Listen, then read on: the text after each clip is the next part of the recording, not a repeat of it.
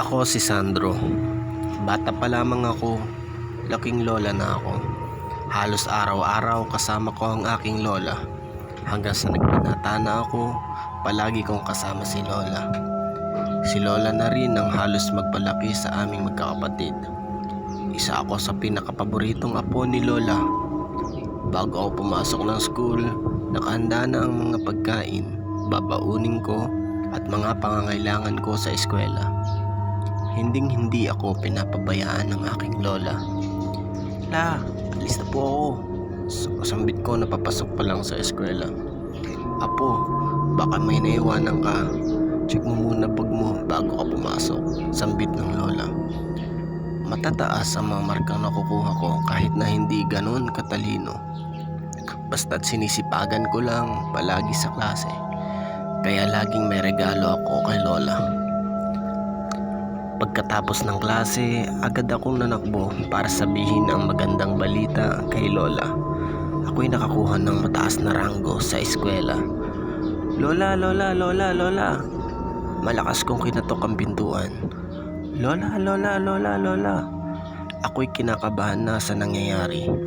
15 minutos na hindi pa rin ako pinagbubuksan ni lola.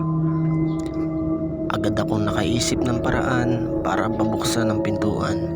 Tinulak ko ito ng ilang beses para lang mabuksan, ngunit hindi pa rin ito nabuksan. Naisip kong sirain na lang ang bintana para makapasok ako sa loob ng bahay at malaman ang nangyayari at makita si lola. Lola! Laking gulat ko na ganon ang nangyari kay lola. Nakahiga na lang sa sahig at wala nang hininga nung aking abutan. At sa tabi nito ay may 2 jug ng tubig at halo-halong gamot. Ininom ni lola lahat ng tubig na iyon. Umiral na naman ang pagkauhaw ng matagal ni lola. Naging sakit niya na ito simula nung bata pa lang at ayun ang sanhi ng pagkamatay niya.